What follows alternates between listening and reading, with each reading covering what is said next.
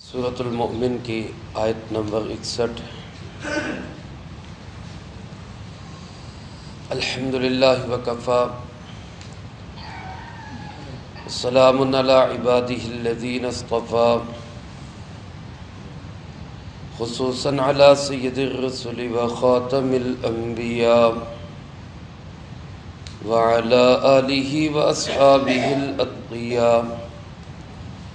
اما بعد فاعوذ باللہ من الشیطان الرجیم، بسم اللہ الرحمن الرحیم۔ اللہ الذی جعل لکم اللیل لتسکنوا فیہ والنہار مبصرا، ان اللہ لذو فضل علی الناس ولکن اکثر الناس لا یشکرون۔ ذالکم اللہ ربکم خالق کل شیء لا الہ الا هو فأنا تؤفکون۔ کذالک یؤفک الذین کانوا بآیات اللہ یجحدون۔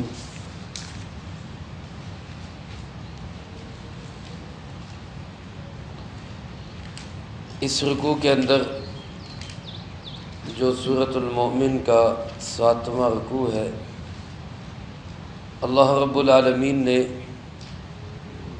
اپنی قدرت کے مختلف دلائل پیش کیے ہیں،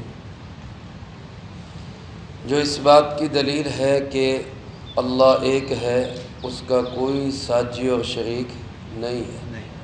آپ بھی میرے ساتھ مل کے کہہ دیں، اللہ ایک ہے، اس کا کوئی ساجی اور شریک نہیں۔ یہی عقیدہ توحید ہے۔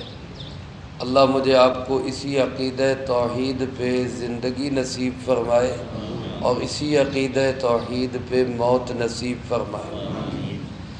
میرے محترم دوستو، اگر کوئی انسان عقیدہ توحید پہ دنیا سے چلا جاتا ہے تو اس کی بخشش نجات کے سینکڑوں راستے کھلے ہیں۔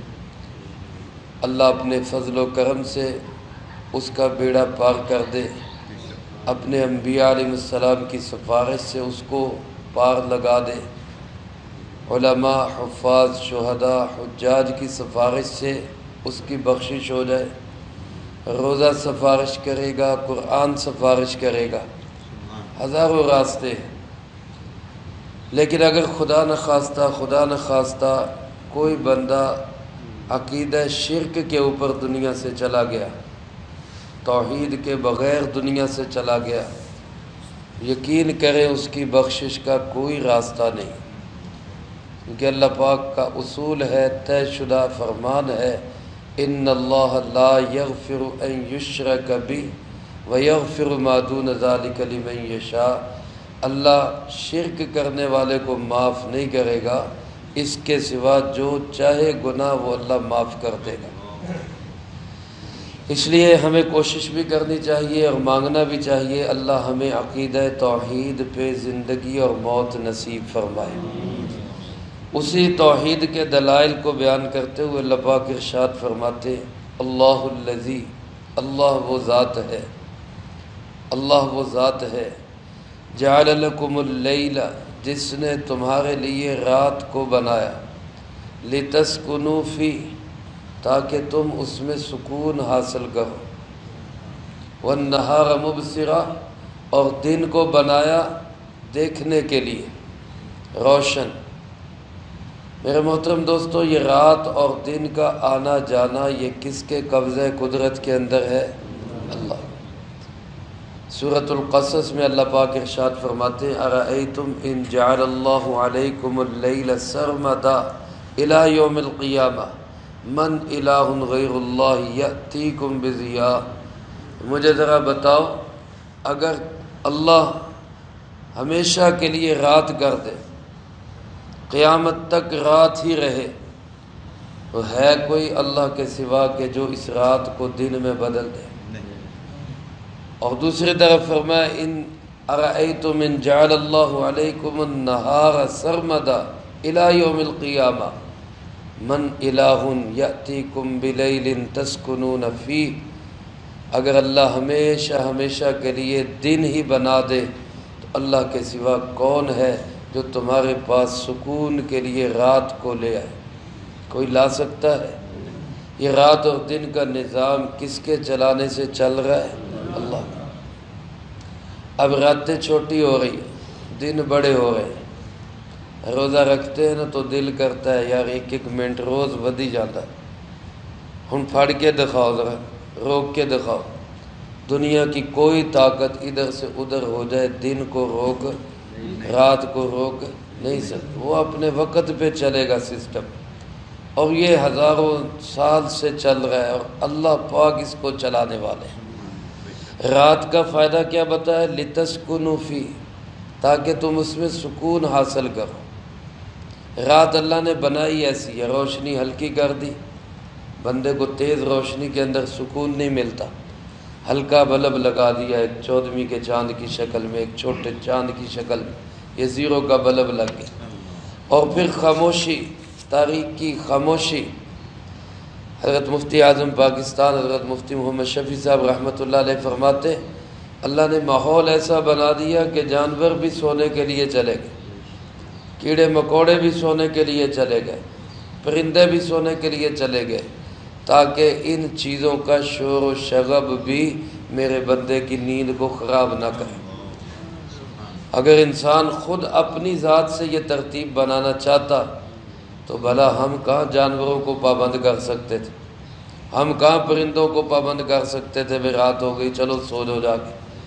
یہ نظام کس نے بنایا ہے؟ اور یہ جو ہمارا نظام ہے نا، جو ہماری دوڑ لگ گئی ہے رات کو بھی کمائی کی، علومیں چل رہی ہیں، رات بھی چل رہی، دن بھی چل رہا ہے، یہ فطرت کے خلاف ہے۔ رات سکون کے لیے ہے، رات کام کے لیے نہیں ہے۔ اب فطرت کے خلاف چل رہے، اس لیے زیادہ کام ہونے کے باوجود اتنی زیادہ بے برکتی ہے، اتنی زیادہ پریشانیاں، اتنی زیادہ ٹینشنیں۔ اللہ پاک نے رات کو سکون کے لیے بنایا، وَالنَّهَارَ مُبْصِرًا، اور فرمایا دن کو بنایا روشن۔ بندوں نے کام کاج کرنا ہے، اللہ نے پاورفل لائٹ لگا دی سورج کی شکل میں، جس لائٹ کا دنیا کی کوئی طاقت مقابلہ نہیں کر سکتی۔ فرمایا ان اللہ لذو فضل علی الناس، اللہ تو اپنے بندوں پہ بڑے ہی فضل والا ہے، اللہ لوگوں پہ بہت ہی فضل کرنے والا ہے۔ ان اللہ لذو فضل علی الناس ولکن اکثر الناس لا یشکرون، لیکن لوگ ہی اکثر ناشکرے ہوتے ہیں، لوگ ہی اکثریت میں اللہ کا شکر ادا نہیں کرتے۔ میرے محترم دوستو، شکر ادا کرنا یہ اللہ کی طرف سے ایک بہت بڑی نعمت ہے کہ کسی بندے کی زبان پہ ہر وقت اللہ کا شکر ہو، ورنہ ہوتا کیا ہے؟ ہمیشہ شکوہ ہی ہوتا ہے، شکایت ہی ہوتی ہے۔ آج آپ لوگوں کو پوچھ لے تو 100 میں سے 2-3 بندے جو کہیں گے کہ الحمدللہ ہم ہر حال میں اللہ سے خوش ہیں، ہم راضی ہیں، نہیں تو اکثر کیا کہیں گے؟ یار آنی ہے، اونی ہے، آ مسئلہ، آ پریشانی، آ ٹینشن، آ مصیبت، یعنی شکوے شکایتیں کرتے رہیں گے۔ حضرت مفتی صاحب فرماتے ایک دفعہ ایک خاتون کو داڑھ کے اندر درد ہو گیا، دانت کا درد ہو گیا۔ ظاہر ہے دانت کا درد کوئی بھی ہو بڑا تکلیف دہ ہوتا ہے، اور دانت کا درد بھی بڑا ہی تکلیف دہ، تو بڑی بے چینی اور شکوہ میں وہ واویلا کر رہی تھی۔ حضرت فرماتے میں نے اسے کہا کہ تیری عمر 32 سال، یہ 34 سال تیری عمر ہو گئی، تو دانت کی نعمت کو استعمال کر رہی ہے، آج تک کبھی اس نعمت کا شکریہ بھی ادا کیا ہے؟ اللہ تیرا شکر ہے، تو نے کتنی بڑی نعمت دی۔ اب درد ہوا ہے تو شکوہ فٹافٹ ہونے لگ گیا، یار یہ کیوں درد ہو گیا؟ یہی حال میرے محترم دوستو ہمارا ہوتا ہے۔ یہ ہمارے حضرت فرمایا کرتے تھے کہ ایک گلاس پانی کا پینا، اس کا اندر اتر جانا، یہ بھی اللہ کی نعمت ہے، اور اندر جانے کے بعد پھر پیشاب کے ذریعے اس کا خارج ہو جانا، یہ بھی اللہ کی نعمت ہے۔ اور اس نعمت کی طرف ہم نے کبھی توجہ نہیں کی، خدا نخواستہ 1000 دفعہ خدا نہ خواستہ کسی کا پیشاب بند ہو جائے تو پھر اس سے پوچھے کتنی تکلیف ہوتی، کتنی اذیت ہوتی۔ تو اللہ پاک فرماتے ہیں کہ بندے ہی نہ شکرے ہیں، میں تو بڑا ہی فضل کرتا ہوں، میں تو بڑا ہی کرم کرتا ہوں۔ حضرت عمر رضی اللہ تعالیٰ عنہ چلے جا رہے تھے تو دیکھا ایک بابا جی دعا کر رہے۔ دعا کیا کر رہے؟ یا اللہ مینوں تھوڑے لوگاں چ شامل کر دے، یا اللہ مینوں تھوڑے لوگاں چ شامل کر دے، یہ دعا کر رہے۔ حضرت عمر رضی اللہ تعالیٰ عنہ نے ان سے پوچھا بابا جی دنیا ساری کہتی ہے یا اللہ سانو وڈی پارٹی دے نال ملا دے، ساڈا تعلق اکثریت والےاں نہ ہو جائے، زیادہ لوگوں کے ساتھ ہمارا تعلق ہو جائے، اور تم کیسی دعا کر رہے ہو مجھے تھوڑوں میں شامل کر دے۔ تو وہ بابا جی کہنے لگے کہ اے امیر المؤمنین، اے عمر بن الخطاب، آپ نے قرآن نہیں پڑھا؟ اللہ کا قرآن کیا کہتا ہے؟ وَقَلِيلٌ مِّنْ عِبَادِيَ الشُّكُورُ، اللہ فرماتے میرے شکر گزار بندے بہت تھوڑے ہیں، میں تو یہ دعا کر رہا ہوں اللہ مجھے ان تھوڑوں میں شامل کر دے، یعنی مجھے شکر گزار بنا دے۔ تو اللہ سے مانگنا بھی چاہیے اور کوشش بھی کرنی چاہیے کہ ہر حال میں زبان پہ کلمہ شکر ہو، اللہ تیرا شکر ہے، اٹھتے بیٹھتے یہ کہنا چاہیے اللہ تیرا شکر ہے۔ دن بھر سینکڑوں نہیں ہزاروں نعمتیں اللہ کی ہم استعمال کرتے ہیں۔ ابھی ہم بیٹھے نا مسجد میں بیٹھے ہیں، درس سن رہے ہیں اور کوئی کام نہیں ہو رہا، لیکن سانس چل رہا ہے، سانس آ بھی رہا ہے، سانس باہر بھی نکل رہا ہے۔ یہ سانس کا چلنا بھی کس کی نعمت ہے؟ اللہ کی نعمت ہے۔ سحری کھا کے بیٹھے، معدہ اپنے کام میں لگا ہوا ہے، اس کو کام میں کس نے لگایا ہوا ہے؟ اللہ نے لگایا۔ جسم کا اندر کا سارا نظام چل رہا ہے۔ اللہ پاک فرماتے ہیں ذالکم اللہ ربکم، یہ ہے اللہ جو تمہارا پروردگار ہے، یہ ہے وہ اللہ جس نے تمہیں پالا ہے، جو تمہیں پالنے والا ہے۔ کسی اور کو رب نہ بناؤ، دکان رب نہیں ہے، فیکٹری رب نہیں ہے، ماں باپ رب نہیں ہے، وہ بڑی طاقت رب نہیں ہے۔ رب صرف کون ہے؟ اللہ، خالق کل شیء، ہر چیز کو بنانے والا کون ہے؟ اللہ، لا الہ الا ہو، اس کے سوا کوئی عبادت کے لائق نہیں، کوئی معبود نہیں۔ معبود کا مطلب سجدوں کے لائق بھی وہی ہے، نظر و نیاز کے لائق بھی وہی ہے، مشکل کشا بھی صرف کون ہے؟ اللہ، حاجت روا بھی صرف کون ہے؟ بگڑی بنانے والا بھی صرف کون ہے؟ مسئلے حل کرنے والا بھی صرف کون ہے؟ بیٹے اور بیٹیاں دینا بھی کس کے ہاتھ میں ہے؟ عزت و ذلت کا مالک، عروج و زوال کا مالک، نفع و نقصان کا مالک، کسی کو اونچا کر دے کسی کو نیچا کر دے، یہ کس کے ہاتھ میں ہے؟ اللہ، یہ ہے اللہ، لا الہ الا ہو، اس کے سوا کوئی نہیں ہے۔ تمام کے تمام اختیارات کس کے ہاتھ میں ہے؟ اللہ پاک ہم سے پوچھتے ہیں فَأَنَّا يُؤْفَكُونَ، کدھر بھٹکتے پھر رہے ہو؟ کدھر بھٹکتے پھر رہے ہو؟ وہ جگہ جگہ پہ جو ٹکرے مارتے ہو، سجدے کرتے ہو، ایک سجدہ جسے تو سمجھتا ہے گراں، 1000 سجدے سے بندے کو دیتا ہے نجات۔ یہ ایک سجدہ اللہ کے سامنے جو ہو جائے، یہ ہزاروں در پہ جھکنے سے انسان کو بچا لیتا ہے۔ اللہ پاک ہم سے پوچھتے ہیں، انسان سے سوال کرتے ہیں کہاں بھٹکے جا رہے ہو؟ فرمایا جو بھٹک رہے ہیں کذالک یؤفک، اسی طرح بھٹکتے رہیں گے، وہ اسی طرح ہی اندھیروں میں ٹامک ٹوئیاں مارتے رہیں گے، ٹکرے مارتے رہیں گے۔ یہ کون لوگ ہیں؟ الذین کانوا بآیات اللہ یجحدون، یہ وہ لوگ ہیں جو اللہ کی آیتوں کے منکر ہیں، اللہ کی نشانیوں کا انکار کر رہے ہیں۔ ورنہ انسان دائیں بائیں ذرا نظر دوڑائے تو کائنات کی ایک ایک چیز بول بول کے بتاتی ہے ہمارا بنانے والا کون ہے؟ اللہ۔ اگر اس اللہ کو نہیں پہچانا انسان نے تو پھر کیا پہچانا؟ آج لوگ کہتے ہیں چاند پہ چلے گئے، چاند پہ جانا کیا کمال ہے؟ اصل تو یہ ہے کہ چاند کو دیکھ کے چاند کے رب تک پہنچو۔ سورج پہ پہنچنا، مریخ پہ پہنچنا کیا کمال ہے؟ لوگ بڑا کہتے ہیں جی فلاں وہاں چلے گئے، فلاں وہاں، اور یہ کوئی کمال نہیں۔ ادھر دیکھو میرے پیارے آقا جناب محمد کریم صلی اللہ علیہ وسلم ان کی پرواز تو اتنی بلند ہے، عرش اعلیٰ تک پہنچ گئے، اللہ تک ملاقات ہو رہی ہے۔ رسول اللہ صلی اللہ علیہ وسلم جنتوں کی سیر کر رہے اور رات کے تھوڑے سے حصے میں کر رہے۔ میرے محترم دوستو، انسان کا سب سے بڑا ترقی کا سفر یہ ہے کہ وہ اپنے اللہ تک پہنچ جائے۔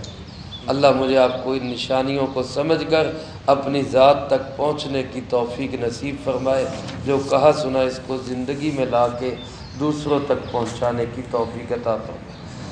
میرے محترم بھائی رانا ہارون صاحب نے صدقۃ الفطر کے متعلق فرمایا کہ بتا دیا جائے۔ ویسے جمعہ کے دن بھی پچھلے جمعہ کو بات ہوئی تھی، لیکن پھر ایک دفعہ میں اس کو ریپیٹ کر دیتا ہوں، آپ حضرات سماعت فرما لیں۔ یہ ایک حکم ہے صدقۃ الفطر کا، جس کا وقت عید کی نماز سے پہلے رمضان میں بھی ہم دے سکتے ہیں، عید کی نماز سے پہلے اس کی ادائیگی ضروری ہے۔ حضرت امام شاہ ولی اللہ رحمۃ اللہ علیہ اس کی حکمتوں میں لکھتے ہیں کہ معاشرے کے غریب نادار لوگ جن کے گھروں میں کچھ نہیں ہے، وہ بھی عید کی خوشیوں میں تمہارے ساتھ شامل ہو جائے۔ یہ اس کی بہت بڑی حکمت ہے۔ میرے محترم دوستو، اسلام یہ چاہتا ہے، اسلام کا مزاج یہ ہے کہ دولت جو ہے یہ چند ہاتھوں میں سمٹ کر جمع نہ ہو، بلکہ یہ کھلری رہے، پھیلتی رہے۔ سرمایہ دارانہ نظام جو آج کل چل رہا ہے ہمارے ملک میں بھی اور دنیا کے بیشتر ممالک میں، اس کا مزاج یہ ہے کہ مال اکٹھا ہو، دولت اکٹھی ہو۔ یہی وجہ کہ آپ دیکھتے ہیں کہ چند خاندان تو امیر سے امیر ہوتے جاتے ہیں، اور جو عام لوگ ہیں پبلک، وہ غربت کی لکیر سے بھی نیچے سے نیچے جا رہے ہیں۔ یہ اسلامی نظام معیشت نہ ہونے کی نحوست ہے، ورنہ اسلام کیا کہتا ہے؟ کبھی زکوٰۃ، کبھی قربانی، کبھی صدقہ فطر، کبھی حج، تاکہ یہ دولت جو ہے یہ سرکولیٹ رہے، یہ گھومتی رہے۔ کہ لا یکون دولۃ بین الاغنیاء منکم، کہیں ایسا نہ ہو کہ یہ دولت جو ہے چند مالداروں کی لونڈی بن کے رہ جائے اور دوسرے بھوک اور افلاس سے مرتے رہے۔ صدقۃ الفطر بھی اس کی ایک بڑی بہترین مثال۔ صدقۃ الفطر واجب کس پہ ہے؟ ہر اس شخص پہ واجب ہے جو صاحب نصاب ہے۔ صاحب نصاب کون ہے؟ صاحب نصاب آج کل کے زمانے میں وہ آدمی جو تقریباً 70-72 ہزار روپے کا مالک ہو، 70-72 ہزار روپیہ نقدی کی شکل میں ہو، 70-72 ہزار روپیہ اس کے پاس سونے کی شکل میں ہو، چاہے سونے کا 1 تولہ بھی ہو تو 1 تولہ بھی 70-72 سے زیادہ بن جاتا ہے، 1 لاکھ سے زیادہ قیمت ہے تولے کی۔ یا اسی طرح 70,000 روپے 72,000 روپے تک کی چاندی ہو، یا اس کے پاس سامان تجارت ہو، یا ضرورت سے زائد چیزیں ہوں۔ ضرورت سے زائد سے مراد یہ ہے کہ LCD ہے، مہنگے موبائل ہیں، یہ ضرورت سے زائد چیزیں۔ باقی موٹر سائیکل ہے، گاڑی ہے، فریج ہے، مشینیں ہیں، یہ اپنی ضرورت کی چیزیں۔ لیکن اگر کمپیوٹر، LCD وغیرہ یا ایسی مہنگے موبائل جو غیر ضروری ہیں وہ رکھے ہوئے ہیں تو یہ سب اس میں کاؤنٹ ہوں گے۔ ان سب کی قیمت ملا کر اگر 70-72 ہزار تک پہنچ جاتی ہے تو یہ شخص صاحب نصاب ہے۔ اب یہ جو صاحب نصاب ہے یہ صدقۃ الفطر اپنا بھی ادا کرے گا، اپنی نابالغ اولاد کا بھی ادا کرے گا۔ نابالغ اولاد کا صدقۃ الفطر یہ والد کے ذمے ہے۔ بالغ اولاد اگر صاحب نصاب ہے تو وہ خود ذمہ دار ہے، اگر صاحب نصاب نہیں ہے تو ان پہ صدقۃ الفطر نہیں ہے۔ ہاں والد ان کی طرف سے دے دے تو اس کی مرضی ہے، ثواب کی بات ہے۔ اسی طرح بیوی کا صدقۃ الفطر خامند کے ذمے نہیں ہے، اور خامند کا صدقۃ الفطر بیوی کے ذمے نہیں ہے، لیکن اگر آپ دے دیں تو یہ بہت اچھی بات ہے۔ بہت سارے اخلاقی فرض وہ نبھاتی ہے، آپ بھی نبھا دیں۔ تسی ہن گھر جا کہو جی جیسی مسئلہ سونا ہے اپنا آپ ہی دے تے ساریاں گالاں تے بددعاواں جڑیاں میرے متھے تے لا لیو سارے۔ اور مسئلہ بتایا ہے، ذمہ داری آپ کی نہیں ہے، لیکن جیسے کھانا بنانا بیوی کی ذمہ داری نہیں ہے۔ یہ سن لے بات، روٹی ہانڈی کرنا بیوی کی ذمہ داری نہیں، وہ آپ کی ذمہ داری ہے۔ اللہ پاک نے آواز جانتی ہے